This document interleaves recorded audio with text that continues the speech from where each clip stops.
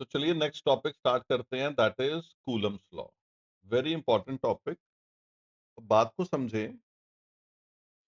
हमें मालूम है दैट अगर हमारे पास दो पॉजिटिव चार्जेस हों, लाइक चार्जेस हों, वो एक दूसरे को रिपेल करेंगे।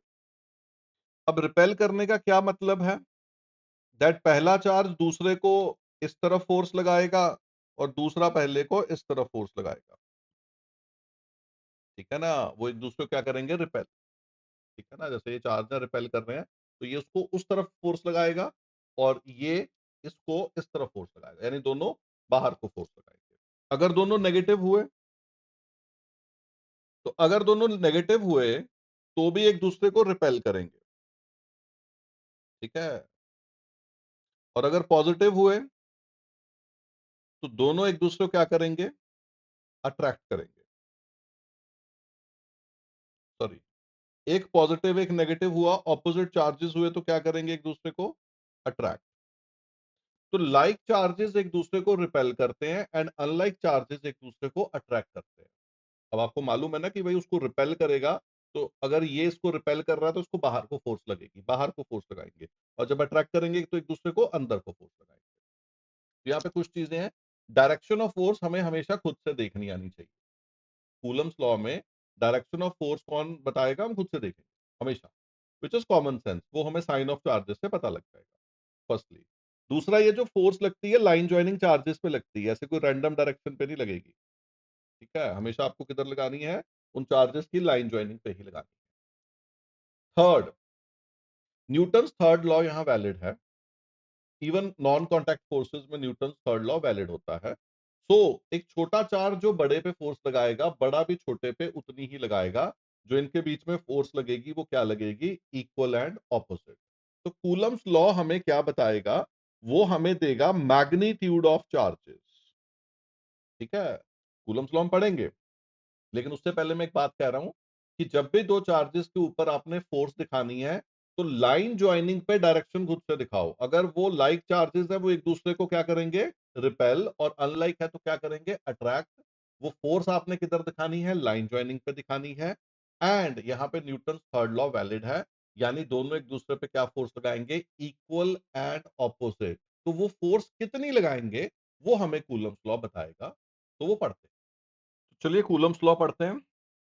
According to Coulomb's law, the force of attraction or repulsion between two charged bodies, यहां पे हमने दो चार्जेस दिखाए हैं। पहला चार्ज है Q1, दूसरा चार्ज है Q2। हमने दोनों लाइक चार्जेस दिखाए हैं। That means Q1 into Q2 क्या होगा? Greater than zero. यानी या तो दोनों पॉजिटिव होंगे या दोनों क्या होंगे? नेगेटिव। तो दोनों एक दूसरे को रिपेल करेंगे। तो Q2 पे जो फोर्स लगेगी, Q1 के कारण वो इस तरफ लगेगी, भाई उसको रिपेल करेगा ना। और Q2 जो Q1 को रिपेल करेगा, धक्का मारेगा, वो इस तरफ फोर्स लगाएगा। हम जब भी फोर्सेस दिखाते हैं ऑन द बॉडीज दिखाते हैं, तो चार्ज Q1 पे किधर को फोर्स लगेगी? Q2 से दूर, क्योंकि उसको रिपेल कर रहा है। Q2 पे किधर लगेगी? Q1 से दूर। दोनों एक दूसरे को रिपेल करेंगे। ठीक है?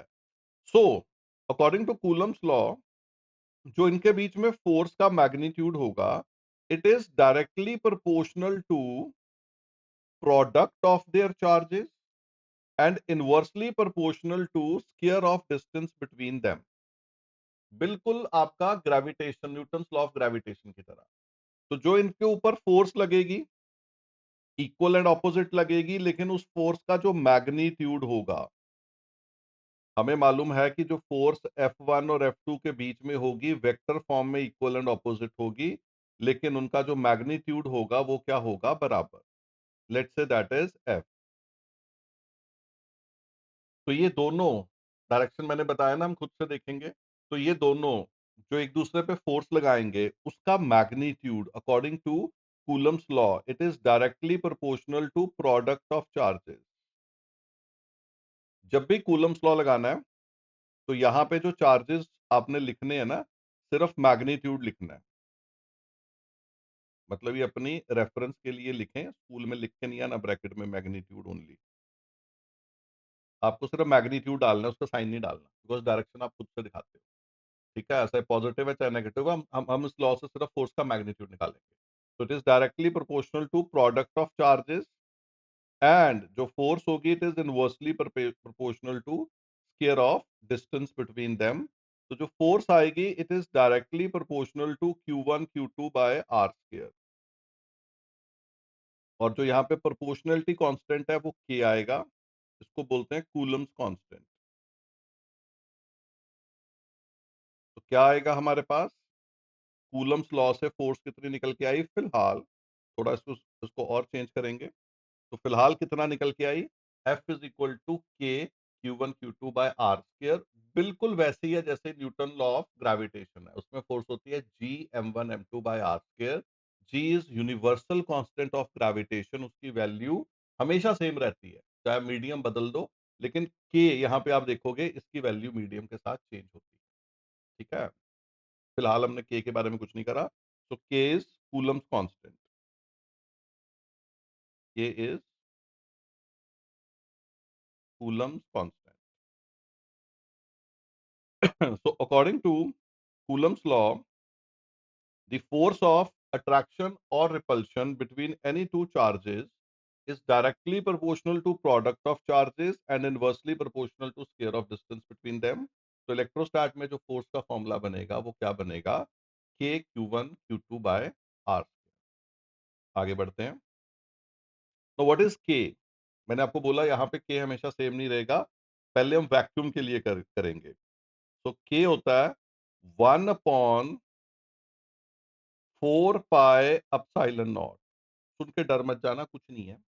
K is 1/4 pi epsilon naught, and what is epsilon naught, it is not E, ठीक है, it is EPSILON, epsilon naught. It is absolute permittivity of free space, it is absolute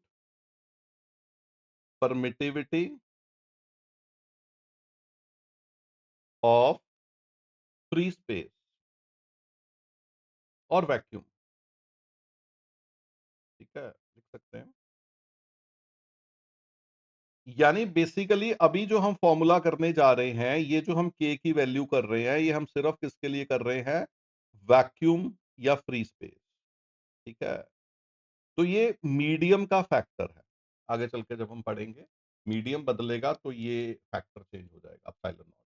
ठीक है, वहां मीडियम का आएगा, अभी हम किसके लिए कर रहे हैं, वैक्यूम के लिए। ये मतलब जो जो ग्रेविटेशनल फोर्स है वो मीडियम के साथ चेंज नहीं होती, दो बॉडीज को हवा में रख दो, पानी में रख दो, एक हवा एक पानी सेम रहेगी, लेकिन इलेक्ट्रोस्टैटिक फोर्स चेंज होती है। तो यहाँ पे जो हम अभी फोर्स का फॉर्मूला करेंगे वो किसके लिए करेंगे, वैक्यूम के लिए, कि वैक्यूम अपने में से फील्ड को कैसे परमिट करता है, ये उसका फैक्टर है। तो जो हमारा फॉर्मूला बन के आएगा यहाँ पे फोर्स का बिटवीन एनी टू चार्जेस, वो क्या बन के आएगा, तो फोर्स का फॉर्मूला आएगा हमारे पास F इज इक्वल टू, इसको आपने याद करना है, 1/, बिल्कुल भी मुश्किल नहीं है, 1/4 pi epsilon naught Q1 Q2 by R square. ठीक है, तो फिर से रिपीट करते हैं, फोर्स का फॉर्मूला क्या होगा, 1/, एक बार लिखने में लगता है फिर तो आदत पड़ जाती है, 1/4 पाई एप्सिलॉन नॉट, ऐसे ई करके not, Q1 Q2 by R square. Q1 Q2 के हैं चार्जेस जिसके हम मैग्नीट्यूड लिखेंगे, R is distance between them, and what is epsilon naught, it is absolute permittivity of free space. 1/4 pi epsilon naught की value बहुत simple है, वो हम याद कर लेंगे, किसकी वैल्यू, एप्सिलॉन नॉट की नहीं, अभी हम याद कर रहे हैं, किसकी याद कर रहे हैं, 1/4 पाई एप्सिलॉन नॉट। तो 1/4 पाई एप्सिलॉन नॉट की वैल्यू होती है 9 × 10⁹ इन एसआई सिस्टम, और हमें ऐसा ही चाहिए, और सीजीएस में इसकी वैल्यू होती है 1। तो आप फोर्स के फॉर्मूले को ऐसे भी लिख सकते हैं, इन एसआई एफ किसके बराबर होगा, 9 × 10⁹ Q1 Q2 by R square. ठीक है, तो क्या फॉर्मूला आ जाएगा एसआई में, फॉर्मूला ऐसे याद कर लेंगे, 9 × 10⁹ Q1 Q2 by R square, अब साइलेंट नॉट की और कहानी थोड़ी करनी होती है हमें, बट वो हम रेगुलर लेक्चर में करेंगे। अभी फिलहाल हम कूलम्स लॉ पे कॉन्सेंट्रेट करते हैं। सो कूलम्स लॉ हमें क्या कहता है, दैट अगर हमारे पास दो चार्जेस हैं, ध्यान से सुने, हमारे पास क्या है, दो चार्जेस, तो अगर वो लाइक है वो एक दूसरे को रिपेल करेंगे, डायरेक्शन हम खुद से लिखेंगे। अनलाइक है तो अट्रैक्ट करेंगे, डायरेक्शन हम खुद से लिखेंगे। जो फोर्स लगाएंगे वो लाइन ज्वाइनिंग सेंटर्स पे लगाएंगे। फोर्स कितनी लगाएंगे, equal and opposite, magnitude same होगा। And according to Coulomb's law, SI system में अगर हम फोर्स का मैग्नीट्यूड लिखें तो कितना आएगा, 9 × 10⁹ Q1 Q2/r², और डायरेक्शन हम खुद से लिखेंगे, तो बहुत सिंपल है। तो यहां से फिर आपको लॉ भी क्लियर हो जाता है, बिल्कुल न्यूटन लॉ की तरह, that it is directly proportional to product of charges and inversely proportional to square of distance between. उम्मीद है समझ लगा होगा। अभी इस पे कुछ न्यूमेरिकल करते हैं। उससे पहले एक बात और है, दैट जो कूलम्स लॉ है, it is valid only for point charges. ठीक है, ये इसकी लिमिटेशन है, मजबूरी है, ये आपको याद रखना है, that Coulomb's law is valid only for point charges. ये सिर्फ और सिर्फ किसके लिए वैलिड है, पॉइंट चार्जेस के लिए। तो चलिए एक न्यूमेरिकल करते हैं। Find force between two proton at distance of 1 Fermi. 1 Fermi कितना होता है, 10⁻⁻15 मीटर। एक्चुअल में भी जो डायमीटर ऑफ प्रोटॉन होता है, दैट इज अप्रोक्सीमेटली 1 फर्मी। तो अगर दो प्रोटॉन्स बिल्कुल आपस में एक साथ पड़े हो, बिल्कुल ऐसे साथ में चिपके पड़े हो जैसे न्यूक्लियस में होता है, ठीक है, तो उनके सेंटर्स के बीच डिस्टेंस 1 फर्मी आता है, तो उनके बीच हमें फोर्स निकालनी है। प्लीज प्रॉब्लम को ट्राई करें लेक्चर को पॉज करके। अगर आपने ट्राई कर लिया तो सुने। तो फोर्स का फॉर्मूला क्या होता है एसआई सिस्टम में, दैट इज 9 × 10⁹ Q1 Q2/r²। तो कितना निकल के आएगा, Q1 Q2 charge of proton which is e, तो कितना आएगा, 1.6 × 10⁻⁻19 अपॉन डी का स्क्वायर, 10⁻⁻15 का स्क्वायर कितना हो जाएगा, 10⁻⁻30। तो सॉल्व कर लें। 9 × 10⁻⁹ 1.6 का स्क्वायर होगा 2.56, और 10⁻⁻38 डिवाइडेड बाय 10⁻⁻30, तो कितना आ जाएगा, 9 × 2.56 इंटू 10 की पावर कितनी बन जाएगी 9 -38, नेगेटिव पावर ऊपर आके पॉजिटिव हो जाएगी ना, तो 39 - 38 कितनी बन जाएगी, 10 बन जाएगी। जब आप इसको सॉल्व करेंगे तो कितना आएगा, अप्रोक्सीमेटली 230.4 न्यूटन आ जाएगा। 2.256 को 9 से मल्टीप्लाई कर लेना, तो जब आप इनको सॉल्व करोगे तो कितना आएगा, 230.4 न्यूटन। यानी दो प्रोटॉन्स जब न्यूक्लियस में होते हैं तो जब बिल्कुल साथ में होते हैं, इवन न्यूक्लियस में भी तो जो जो साथ में होंगे, वो दोनों एक दूसरे को कितने रिपेल करते हैं, सिर्फ दो प्रोटॉन्स। प्रोटॉन्स तो डिपेंडिंग अपॉन एटम बहुत होते हैं न्यूक्लियस में, ठीक है, तो दो प्रोटॉन जो साथ में चिपके होते हैं 230.4 न्यूटन से एक दूसरे को रिपेल करते हैं, but still nucleus is very stable because of nuclear forces. वो सेकंड लास्ट चैप्टर उसमें पढ़ेंगे डिटेल में। लेकिन फिलहाल अगर दो प्रोटॉन्स के बीच में हमने फोर्स निकालनी है तो हम कैसे निकालेंगे, कूलम्स लॉ की मदद से। तो प्लीज इसको नोट करें। तो चलिए नेक्स्ट प्रॉब्लम देखते हैं। Two small spheres are rubbed and placed at a distance of 1 centimetre. यह बात को ध्यान से सुने, आपने दो स्फीयर्स को रब किया, यानी आपने उसको चार्ज किया बाय फ्रिक्शन। तो जब भी चार्जिंग होती है बाय फ्रिक्शन, तो जो आपने चार्जेस लेट करने हैं वो इक्वल एंड ऑपोजिट लेट करने हैं। तो एक पे अगर चार्ज प्लस क्यू आएगा तो दूसरे पे क्या आएगा, minus Q, and they are placed at distance 1 centimetre which is 10⁻⁻2 metre. ठीक है, एंड वो एक दूसरे पे फोर्स एक्सर्ट कर रहे हैं जिसका मैग्नीट्यूड इज 0.1 न्यूटन। हमें निकालना है नंबर ऑफ इलेक्ट्रॉन्स ट्रांसफर।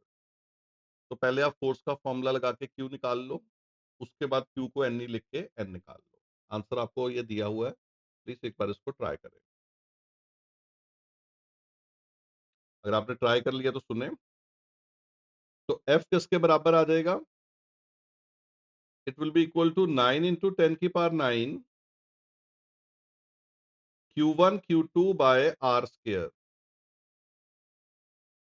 तो क्यू स्क्र कितना आ जाएगा? F into R square upon 9 into 10 की पावर 9। तो एफ है आपका 10 की पावर -1 एंड आर कितना है? आर स्क्र कितना है? 10 की पावर -4 स्क्र हो जाएगा ना, अपॉन 9 इंटू 10 की पावर 9। तो ये भी पावर ऊपर जाके नेगेटिव हो जाएगी। तो -5 और -9 कितना हो जाएगा? -14। तो रूट ले लें तो क्यू आ जाएगा 10 की पावर -7 डिवाइडेड बाय 9। हमें नंबर ऑफ इलेक्ट्रॉन्स ट्रांसफर्ड निकालना है, तो हम क्यू को लिख देंगे एन ई। ठीक है, तो ई से क्रॉस मल्टीप्लाई कर लें तो एन कितना हो जाएगा? 10 की पावर -7 इंटू 9 और ई होगा 1.6 इंटू 10 की पावर -19। 10 की पावर -19 को न्यूमरेटर में ले जाएं। सॉरी, यहाँ पे 3 आना था, रूट लिया ना हमने। सॉरी, यहाँ नहीं, यहाँ पे। ठीक है। तो कितना आ जाएगा ये? N will be equal to 10 की पावर 19 -19 ऊपर जाके +19 हो जाएगा, तो 12 हो जाएगा। और एक पॉइंट भी ऊपर ले जाओ तो 13 हो जाएगा। आप समझ रहे हो? ये -7, ये 19, तो हो जाएगा 19 - 7, और ये पॉइंट को भी ऊपर ले जाऊंगा तो +1 पावर हो जाएगी। 10 की पावर 13/3 आ जाएगा।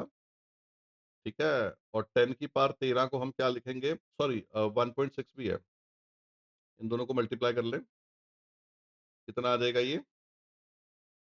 दैट इज, पॉइंट तो हम ऊपर ले गया ना, 48। तो इसको हम लिख लेंगे 100 इंटू 10 की पावर 11, और 100 को 48 से डिवाइड कर लें, 2.04 आ जाएगा। तो आंसर आ जाएगा 2.04 इंटू 10 की पावर 11।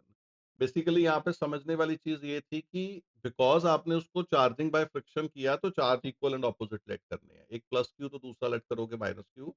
फोर्स मालूम थी, फॉर्मूला लगा लिया, क्यू आ गया। क्यू क्या होता है? एन। क्वांटाइजेशन ऑफ चार्ज में हमने समझा है, तो वहां से क्या आ जाएगा? एन। कभी भी जिंदगी में क्यू पता है और नंबर ऑफ इलेक्ट्रॉन्स लॉस्ट या गेन लगाने हैं, तो क्यू को एन ई लिखो और एन निकाल लो।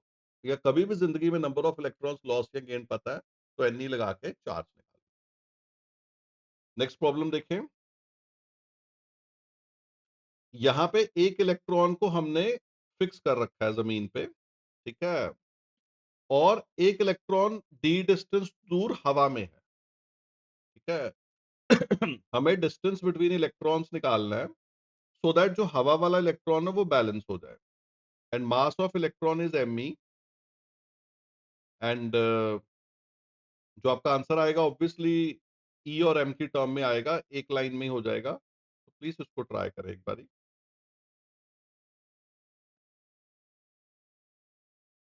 अगर आपने ट्राई कर लिया तो सुने। जो हवा वाला इलेक्ट्रॉन है उसको नीचे को कौन सी फोर्स लगेगी? Gravitational force, which is mass of electron into G. तो उस फोर्स को बैलेंस कौन करेगा? Electrostatic force of repulsion, because दोनों चार्जेस एक ही जैसे हैं, तो वो एक दूसरे को रिपेल करेंगे। तो कितनी लगेगी? 1/4πε0 Q1 Q2/d²। क्योंकि ये इलेक्ट्रॉन इक्विलिब्रियम पे है, तो जो इस पे इलेक्ट्रोस्टैटिक फोर्स लग रही है, that will be equal to gravitational force. तो 1/4πε0 E² D will be equal to ME into G. यहां से D आ जाएगा। तो distance between electrons will be E² upon,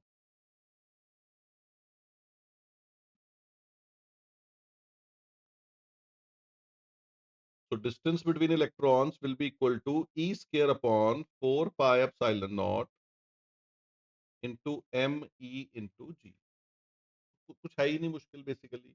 एक इलेक्ट्रॉन है, आपने उसको हवा में बैलेंस करना है, तो जो नीचे को वेट लग रहा है और जो ऊपर को इलेक्ट्रोस्टैटिक फोर्स लगी, भाई उसको बैलेंस कर लो। उसमें एक ही अननोन है, डी, वो आ जाएगा। ठीक है। और अगर अगर इवन हमें इसका वैल्यूज निकालनी हो जो यहाँ जरूरत नहीं है, मास ऑफ इलेक्ट्रॉन आपको याद होना चाहिए। मास ऑफ इलेक्ट्रॉन होता है 9.1 इंटू 10⁻³ के जी। और ई सबको पता है 1.6 into 10⁻19। 1/4 pi is 9 into 10⁻9। And G is 9.8 या 10, जैसे क्वेश्चन में कहा होगा वैसे ले लेंगे, तो हम कैलकुलेशन करके भी डी निकाल सकते हैं, या हमें अभी ऐसे एम ई और ई की फॉर्म में ही रखना था। नेक्स्ट प्रॉब्लम देखते हैं। Two copper spheres each carrying charge Q are attached to ends of an insulated thread of length L। आपने उसको एक थ्रेड के साथ जोड़ रखा है, which is insulated, यानी चार्ज फ्लो नहीं होगा। ठीक है। The arrangement rests on frictionless surface, calculate tension in the string। बहुत ही आसान प्रॉब्लम है, 2 मिनट लगा के फटाफट ट्राई करें। तो अगर आपने ट्राई कर लिया तो सुने। किसी एक चार्ज का फ्री बॉडी डायग्राम बना ले। लेट से मैं राइट वाले का बना रहा हूं, तो उसको टेंशन टुवर्ड्स लेफ्ट लगेगी एंड इलेक्ट्रोस्टैटिक फोर्स किधर को लगेगी, राइट। तो हमें सिर्फ इसी को कंसिडर करना है, तो आप दूसरे की तरफ ना देखें, सिर्फ इसी पे देखें। तो फोर्सेस ऑन दिस चार्ज हमने बना लिया। राइट को लगेगी इलेक्ट्रोस्टैटिक फोर्स और लेफ्ट को लगेगी टेंशन। क्योंकि ये इक्विलिब्रियम पे है, तो tension will be equal to electrostatic force.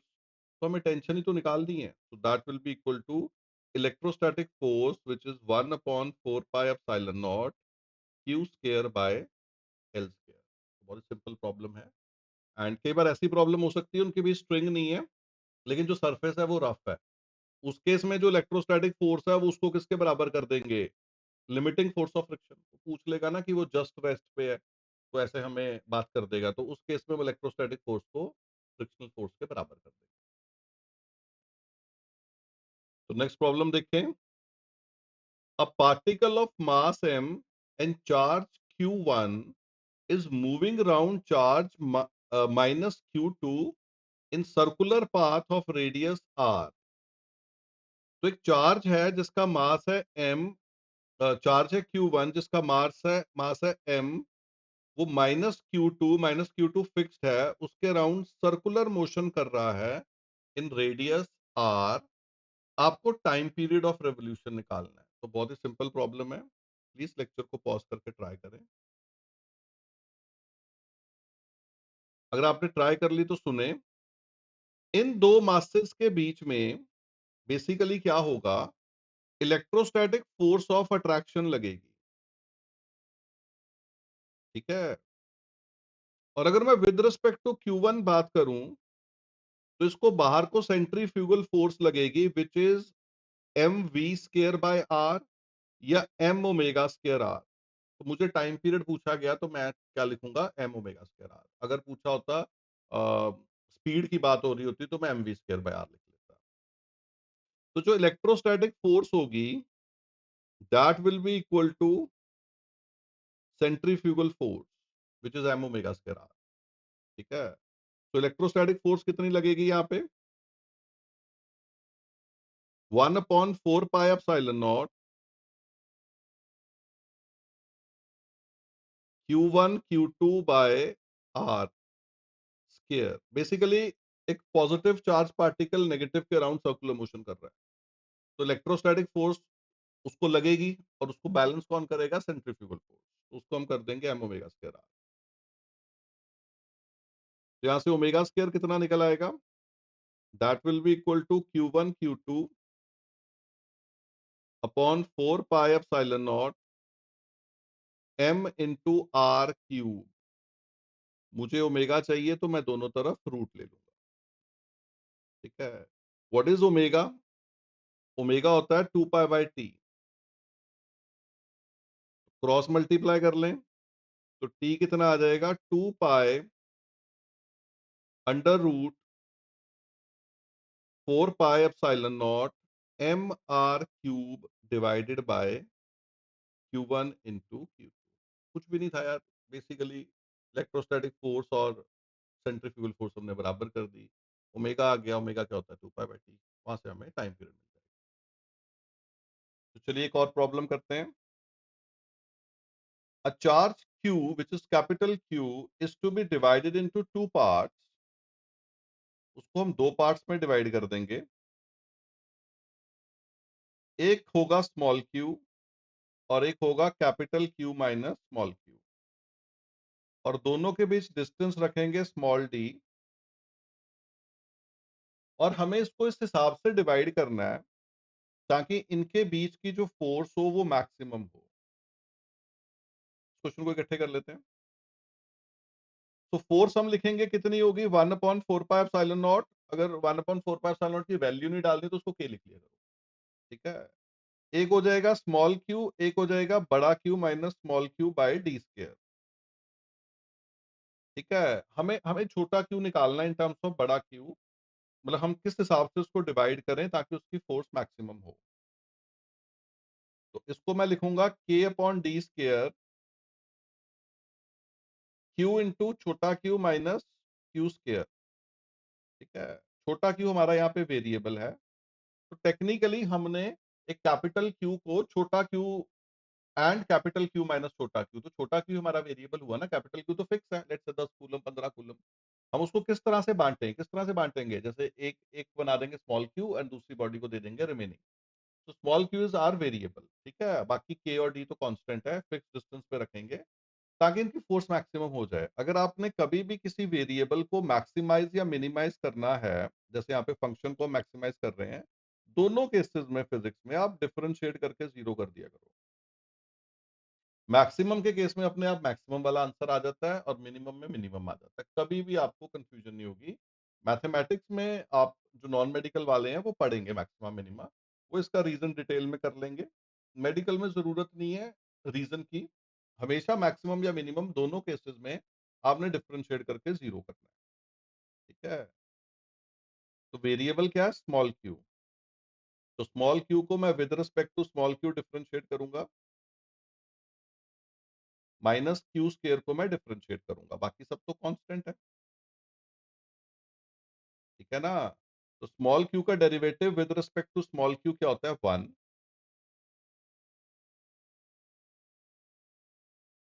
और क्यू स्क्वायर का डेरिवेटिव क्या होगा, पावर आगे फेंक दो, ऊपर एक माइनस कर दो, जो फॉर्मूला होता है। अगर आपको फॉर्मूले नहीं याद डिफरेंशिएशन के तो मेरे से पूछ लें, बेसिक फॉर्मूलाज में आपको बता दूंगा। तो यहाँ से क्या निकल जाएगा, small Q will be equal to capital Q by 2, मतलब डिफरेंशिएट करना और जीरो कर देना। तो यानी अगर हम आधा आधा बांट दें तो उनके बीच फोर्स क्या होगी, मैक्सिमम। तो यहाँ पे हमने दो तीन लेक्चर्स करे हैं, एंड मेन जो इसका पर्पस है कि आप बच्चों को पता लग जाता है कि किस तरह से हम पढ़ा रहे हैं, किस तरह से समझा रहे हैं। लेकिन ज्यादा जरूरी ये भी है कि जब हम बच्चों के हाथ में नोट्स देते हैं तो जिस तरह से मेरा लेक्चर प्रोसीड कर रहा है उसी तरह से बच्चों के हाथ में नोट्स होते हैं, तो जो मैं लिखूंगा वही वो लिखेंगे, ठीक है। तो बहुत एनर्जी हमारी सेव हो जाती है नोट्स मेकिंग की। नोट्स बहुत सिस्टमेटिक बनते हैं। लेट्स से आपने छुट्टी कर ली तो उतना पोर्शन आपको खाली दिखेगा, तो फिर आप रिकॉर्डिंग आपके पास अवेलेबल होगी, आप हमेशा उसको कवर कर लेंगे, ठीक है। तो कॉपी में क्या होता है कि आप वहीं डेट डाल के वहीं शुरू कर देते हो, तो वो सिस्टमैटिक नहीं रहता, तो बहुत एनर्जी सेविंग होता है। तो इसके कारण हमारा सिलेबस बहुत टाइम पे खत्म होता है और हम बहुत अच्छे से सिलेबस को एंड में रिवाइज कर पाते हैं, ठीक है। उम्मीद है आपको समझ लगा होगा, और अगर इसमें कोई डाउट है तो प्लीज मेरे से पूछें।